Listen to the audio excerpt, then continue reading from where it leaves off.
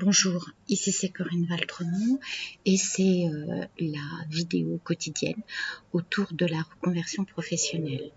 Donc aujourd'hui, j'aimerais vous parler d'une chose qui est très demandée sur les réseaux sociaux. C'est comment je vais pouvoir améliorer mon anglais si je veux changer de domaine professionnel et si j'en ai besoin. Donc j'ai une solution pour vous.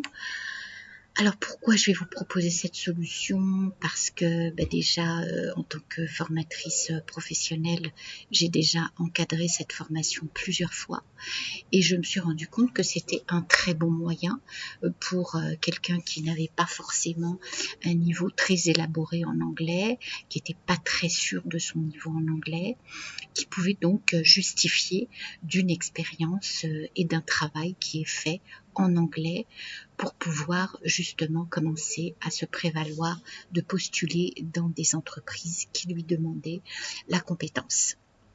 Alors aujourd'hui, on va faire un petit point, donc je vous parle de Breaking News English. Je vais déjà faire un petit point sur ce qu'est l'anglais en entreprise. Aujourd'hui, dans une entreprise, on demande à quelqu'un qui se prétend compétent en anglais de pouvoir produire des résultats de tests. Vous avez tous entendu parler du TOEIC ou de l'IELTS. Donc le TOEIC, c'est plutôt un anglais américain et l'IELTS, c'est l'anglais de Cambridge. Donc vous avez tout à fait la possibilité de choisir l'un ou l'autre parce que les deux sont reconnus à l'international. Et puis après, ça dépend quel type d'entreprise vous allez viser. Alors nous, c'est vrai qu'en France, dès qu'on parle d'anglais entreprise, on va s'orienter plus particulièrement vers le TOEIC. Et quand on va parler de l'anglais qui va concerner les études universitaires, on va plus facilement s'orienter vers l'IELTS. C'est un choix typiquement français. Au niveau de l'entreprise, les deux tests sont reconnus, donc c'est pas la peine de vous formaliser par rapport à ça. Mais bon, après, ça dépend aussi de la façon dont vous voulez travailler. C'est vrai que travailler le TOEIC va vous amener vers une acquisition d'un vocabulaire fortement emprunté à l'américain et l'IELTS va vous amener vers un vocabulaire et des références fortement empruntés à l'anglais d'Angleterre, English speaking in Cambridge. Voilà. C'est la seule différence. Autrement, c'est la même langue. On me demande souvent quelle est la différence entre l'anglais et l'américain. C'est exactement la même langue. Ce qu'il faut, c'est travailler son accent et sa compréhension des différents accents. C'est ce que va vous demander un travail bilingue. Il va falloir que vous sachiez faire la différence entre un accent qui vient d'Asie et un accent qui vient du fin fond du Colorado. C'est comme ça, ça fait partie de vos connaissances qu'on va vous demander de traiter. Vous allez devoir aussi travailler votre écoute au téléphone et travailler votre écrit en anglais parce que vous savez qu'aujourd'hui, on communique avec le document écrit sur Internet d'une façon tout à fait courante. Donc si vous vous prévalez d'un minimum d'un niveau A2, il va falloir prouver que vous êtes capable de rédiger une lettre et rédiger un mail sans faute en anglais. Voilà. Donc, vous avez deux possibilités aujourd'hui d'acquérir ce niveau professionnel.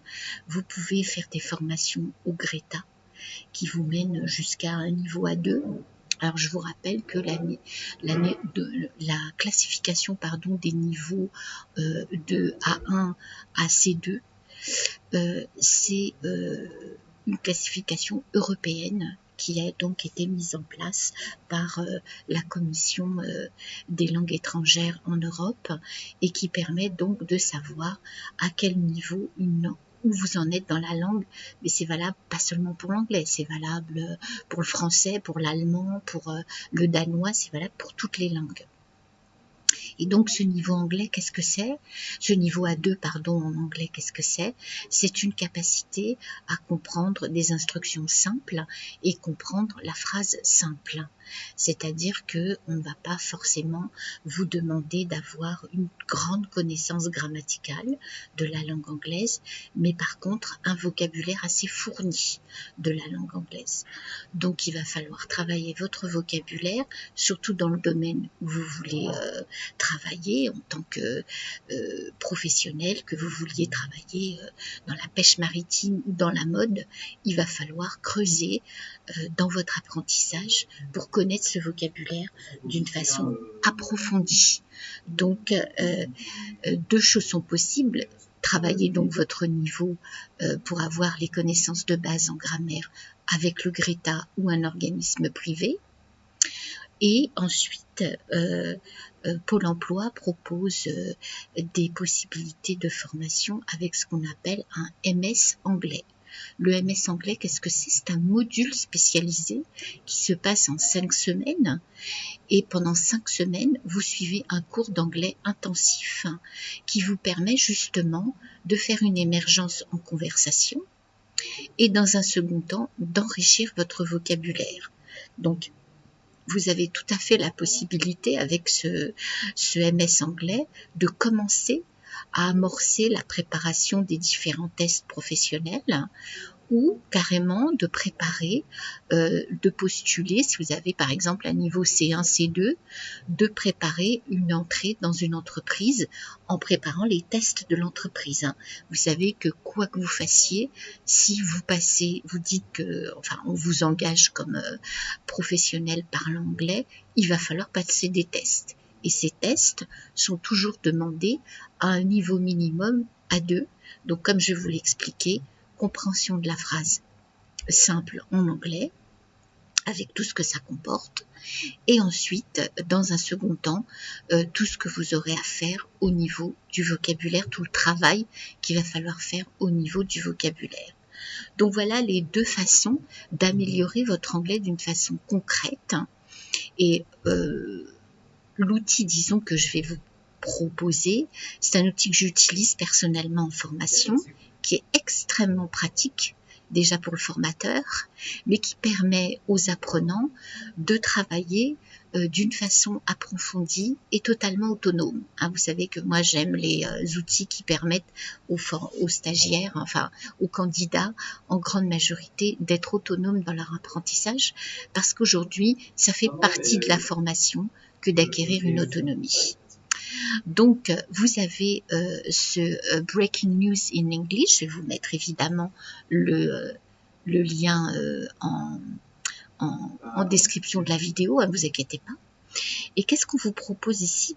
On vous propose tout simplement de travailler sur un article ici, voilà, et de faire tout un tas d'exercices ici qui vont vous être proposés et qui vont vous permettre de travailler d'une façon très approfondie la compréhension de cet article, mais à tous les niveaux. Tous les niveaux, qu'est-ce que c'est? Écoute, diction, c'est-à-dire lecture, pour que vous travaillez votre prononciation. Ensuite, compréhension du vocabulaire, acquisition d'un nouveau vocabulaire, travail sur les mots, travail sur l'orthographe, travail sur la grammaire, tous les éléments donc qui constituent un article. Alors vous avez des tas de, vous verrez, vous avez des tas de thématiques et vous pouvez même trouver votre thématique professionnelle et la travailler. Alors je ne vous garantis pas que votre thématique professionnelle soit travaillée d'une façon approfondie, mais ça vous permettra d'avoir un anglais qu'on appelle Business English et qui vous permet justement de pouvoir vous ouvrir à toutes les connaissances qu'il va falloir que vous ayez acquises avant de vous présenter dans ces tests. Voilà, donc c'est un moyen assez agréable et assez pratique de pouvoir travailler à la base ou un MS anglais ou des cours au Greta ou dans un institut privé. Donc voilà, je vais vous montrer ce que ça donne. Ici vous avez donc l'article, vous avez ici le lien qui vous amène directement à la page HTML. Donc vous pouvez lire, ensuite vous pouvez écouter cet article et vous avez ici tout un tas d'exercices qui vous permet de travailler les contenus de l'article. d'accord? Et l'avantage, c'est que tout est expliqué en anglais. Donc vous avez une mini-insertion qui vous permet justement de travailler votre vocabulaire. Je vous rappelle que la meilleure façon de retenir du vocabulaire dans n'importe quelle langue, c'est de l'apprendre dans la langue même. Hein. C'est bien beau tout en traduire pour savoir où on en est, mais au bout d'un moment, si vous voulez progresser en anglais, il faut absolument arrêter de traduire et commencer à penser la langue dans la langue. Si vous n'y arrivez pas, il y a plusieurs moyens, il y a plusieurs types d'exercices. Et ce qui est bien avec cette méthode, c'est qu'elle vous permet justement de passer les uns après les autres tous ces types d'exercices. Vous voyez, vous avez before reading, listening. Donc on vous explique même les différentes étapes qu'il faut pour acquérir une bonne compréhension de la langue.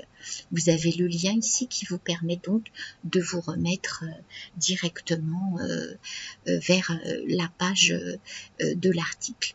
Ensuite, vous avez ici des exercices qui vous permettent de bien comprendre d'une façon approfondie le sens du texte avec true and false. Vous avez les synonymes match, c'est-à-dire que vous avez fait une acquisition du vocabulaire en assemblant des synonymes de vocabulaire. Donc vous avez la possibilité de savoir de plusieurs façons. C'est que l'anglais est une langue à fort vocabulaire. On n'a pas une façon de dire les choses, mais des fois 5 ou 6, voire même 10 ou 20. Ensuite, phrase match, on ne vous fait pas seulement travailler sur le mot, mais aussi sur les expressions. Vous savez à quel point l'expression idiomatique est très importante et très développée dans la langue anglaise. Ensuite, vous avez la possibilité, pendant que vous faites un exercice d'écoute avec listening, vous avez la possibilité de faire des exercices. Là, on vous demande de remplir les blancs avec ici, dans la marge, tous les mots qu'il va falloir mettre en phase dans le texte, ce qui est extrêmement formateur. Au début, c'est très long. On met des fois peut-être 1 heure à faire l'exercice, mais au fur et à mesure, vous allez voir que vous allez devenir de plus en plus rapide. Ensuite, vous avez des exercices après la lecture. Donc, vous pouvez travailler à 2 ou vous pouvez travailler seul. Donc, on vous demande de chercher des mots dans le dictionnaire, de remplir les blancs, un travail sur le vocabulaire, de tester votre compréhension.